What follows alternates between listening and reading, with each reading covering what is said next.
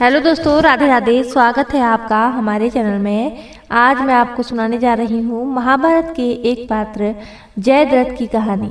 सोचिए दोस्तों, महाभारत का युद्ध, चारों तरफ रणभूमि में शंख घंटियों की गूंज, वीरों की दहाड़ और आकाश को चीरती हुई बाणों की वर्षा। इस भीषण युद्ध में एक ऐसा योद्धा सामने आता है जिसका नाम सुनते ही पांडवों तक की सांसें अटक जाती थी, जयद्रथ। अब ये सवाल उठता है, आखिर जयद्रथ में ऐसा क्या था? क्या वो वाकई अर्जुन जैसे महारथी से भी ज्यादा ताकतवर था, या फिर उसका डर सिर्फ एक भ्रम था? इस वीडियो में हम आपको ले चलेंगे रहस्यमयी सफर पर, जहां जयद्रथ की असली शक्ति, उसके वरदानों का चमत्कार और अर्जुन से उसकी तुलना का सच धीरे धीरे सामने आएगा। तो जुड़ जाइए हमारे साथ, क्योंकि जो राज आप जानने वाले हैं वो आपको सोचने का नजरिया ही बदल देंगी। दोस्तों, जयद्रथ सिर्फ कोई साधारण योद्धा नहीं था, वह सिंधु देश का राजा था और उसका विवाह हुआ था दुर्योधन की बहन दुशाला से, यानी कौरवों का वह सीधा संबंधी बन चुका था। यही वजह थी कि महाभारत के युद्ध में उसकी भूमिका और भी महत्वपूर्ण हो गई। जयद्रथ का जन्म एक क्षत्रिय कुल में हुआ था और बचपन से ही वह कुशल योद्धा में निपुण था। पर उसकी असली ताकत सिर्फ उसके धनुष बाण में नहीं थी, बल्कि उसे मिले वरदानों और आशीर्वादों में छिपी थी। यही वरदान उसे रणभूमि में और भी खतरनाक बना देते थे। महाभारत की कथाओं में कहा गया है कि जयद्रथ एक ऐसा योद्धा था जिसने अपनी दृढ़ इच्छा शक्ति और वरदानों के बल पर कई बार पांडवों को कठिनाई में डाल दिया। अब दोस्तों, असली कहानी यहीं से दिलचस्प हो जाती है। जयद्रथ ने एक बार भगवान शिव की कठोर तपस्या की थी। उसकी तपस्या से प्रसन्न होकर महादेव ने उसे वरदान दिया। वरदान में यह था कि जयद्रथ अकेले अपने बल से पांडवों को एक दिन के लिए रोक सकता है, लेकिन इस वरदान में भी एक शर्त थी।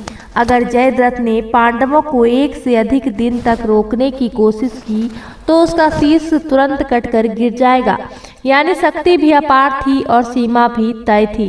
युद्ध के मैदान में इस वरदान का असर साफ दिखाई देता है, खासकर चक्रव्यूह की घटना के समय, जब जयद्रथ ने अर्जुन को रोककर अभिमन्यु को अकेला छोड़ दिया। उस दिन पूरा युद्ध उसकी वजह से पांडवों के लिए भयावह साबित हुआ। दोस्तों, महाभारत का सबसे दर्दनाक अध्याय है अभिमन्यु का वध। उस समय द्रोणाचार्य ने चक्रव्यूह रचना बनाई थी। पांडवों में अकेले अर्जुन और कृष्ण भी इस रचना को पूरी तरह तोड़ना जानते थे, लेकिन उस दिन अर्जुन को यह दुर्योधन ने छल से दूर मोर्चे पर उलझा दिया। अब बाकी पांडव मिलकर प्रवेश करना चाहते थे, तभी सामने आ गया जयद्रथ। अपने वरदान के दम पर उसने भीम, युधिष्ठिर, नकुल और सहदेव जैसे महारथियों को अकेले रोक दिया। सोचिए, पांचों पांडव मिलकर भी जयद्रथ की दीवार को पार नहीं कर पाए। यही वजह थी कि अभिमन्यु अकेला चक्रव्यूह में फंस गया और निर्दयता के साथ मार दिया गया। इस घटना ने पांडवों के दिलों में आग भर दी और अर्जुन ने प्रतिज्ञा कर डाली, अगर कल सूर्यास्त तक मैं जयद्रथ का वध न कर सका तो अग्नि में प्रवेश कर जीवन त्याग दूंगा। अब अभिमन्यु का वध हुआ तब अर्जुन के हृदय में ऐसी ज्वाला भड़की कि उसने सबके सामने प्रतिज्ञा कर दी, यदि कल सूर्यास्त तक मैं जयद्रथ का वध न कर सका तो अग्नि में प्रवेश कर प्राण त्याग दूंगा। दोस्तों, ये सिर्फ प्रतिज्ञा नहीं थी, बल्कि अर्जुन की गरजती हुई चेतावनी थी। पूरा कुरुक्षेत्र इस शपथ से कांप उठा।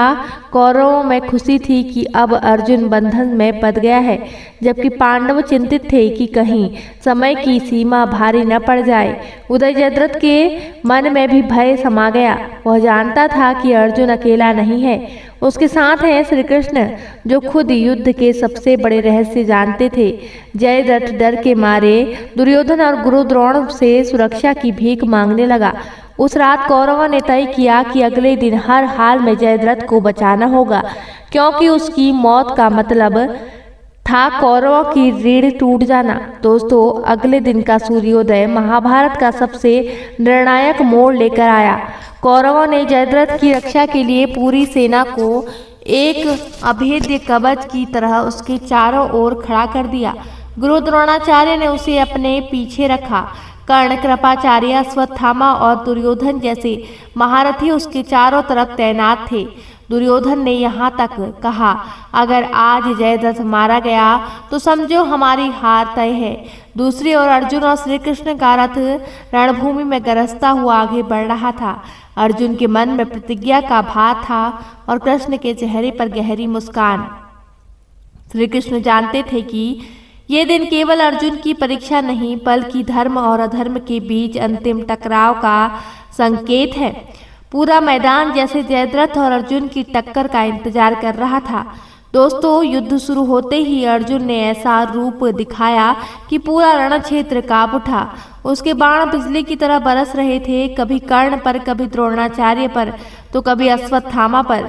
ऐसा लग रहा था मानो अर्जुन अकेले ही पूरी कौरव सेना को चीर कर निकल जाएगा। लेकिन असली चुनौती थी जयद्रथ तक पहुंचना। चारों ओर से महारथियों ने दीवार बना दी थी। अर्जुन का हर वार कोई न कोई रोक लेता।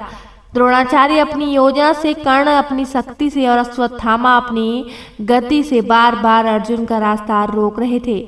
उधर कृष्ण अर्जुन को लगातार चेताते रहे, ध्यान रखो पार्थ, समय निकल रहा है, सूर्यास्त तक जयद्रथ का वध करना ही होगा। अर्जुन की गति और भी प्रचंड हो गई। वह किसी साधारण योद्धा की तरह नहीं बल्कि विनाश के देवता की तरह लड़ रहा था। रणभूमि में हर कोई समझ गया, आज का दिन केवल अर्जुन और जयद्रथ के नाम लिखा है। दोस्तों, दिन ढल रहा था। अर्जुन अभी भी जयद्रथ तक पूरी तरह नहीं पहुंच पाया था। हर बार कोई न कोई महारथी दीवार बन जाता। अर्जुन का चेहरा पसीने से भीग चुका था और उसकी सांसें तेज थी। उधर जयद्रथ डर से कांप रहा था, लेकिन उसे भरोसा था कि शायद आज अर्जुन हार मान लेगा। इसी बीच श्री कृष्ण ने अपनी दिव्य माया रची। उन्होंने अपना सुदर्शन चक्र आकाश में उठाया और ऐसा भ्रम पैदा किया कि मानो सूर्य अस्त हो चुका हो। जैसे ही अंधेरा सा छाया, जयद्रथ खुशी से उछल पड़ा। उसने हंसते हुए अर्जुन को ललकारा, देखा अर्जुन, तेरी प्रतिज्ञा पूरी न हो सकी, अब तू हार चुका है। लेकिन दोस्तों, अगले ही पल कृष्ण ने अपनी माया हटा दी। सूर्य फिर से चमक उठा और अर्जुन का बाण तैयार था। यही पल जयद्रथ के जीवन का अंतिम क्षण साबित होने वाला था। दोस्तों, अब सब कुछ तय होने वाला था। अर्जुन ने अपनी दृष्टि केवल जयद्रथ पर केंद्रित की। उसकी आंखों में गुस्सा, दिल में प्रतिज्ञा और हाथ में धनुष का बाण। सब कुछ तैयार था। जैसे ही सूर्य फिर से क्षितिज पर उभरा, अर्जुन ने एक अद्भुत और मारक बाण छोड़ा। यह कोई सामान्य बाण नहीं था बल्कि दिव्य शक्ति से भरा हुआ बाण हवा को चीरते हुए सीधे जयद्रथ की ओर उड़ान भरी।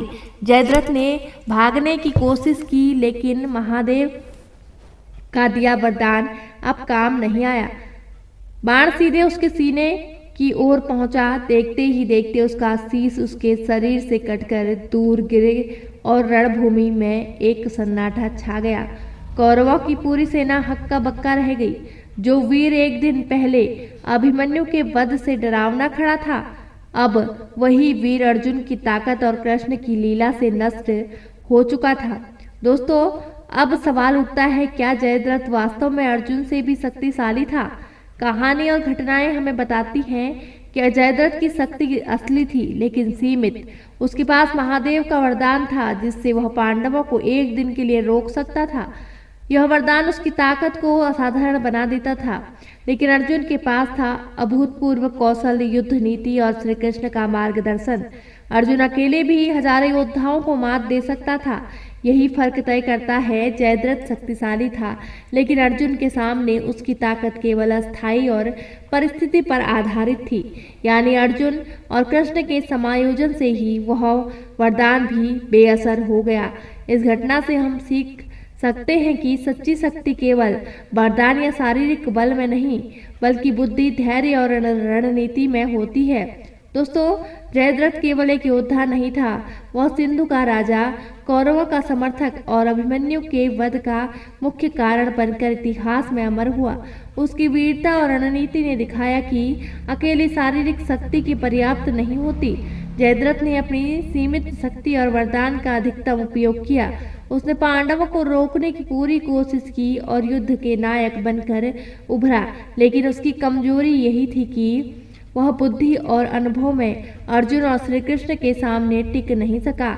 इस कहानी से हमें यह सीख मिलती है कि सच्ची शक्ति केवल वरदान में नहीं बल्कि रणनीति, साहस और सही मार्गदर्शन में होती है।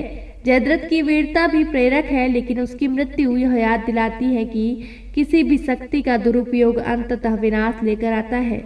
दोस्तों, जयद्रथ की कहानी हमें सिर्फ युद्ध और वीरता की नहीं बल्कि सच्ची शक्ति और बुद्धिमानी की सीख भी देती है। उसने अपनी पूरी शक्ति और वरदान का प्रयोग किया, लेकिन अर्जुन और कृष्ण के सामने उसकी सारी ताकत असफल साबित हुई। यह हमें बताता है कि वरदान, शक्ति या जन्म का श्रेष्ठता केवल तभी काम आती है जब उसे सही दिशा और ज्ञान के साथ इस्तेमाल किया जाए। तो दोस्तों, आपको यह कथा कैसी लगी कृपया कमेंट करके जरूर बताएं, और हमारे चैनल पर नए हैं तो प्लीज़ सब्सक्राइब कर दीजिए। धन्यवाद। जय श्री कृष्णा, जय माता दी।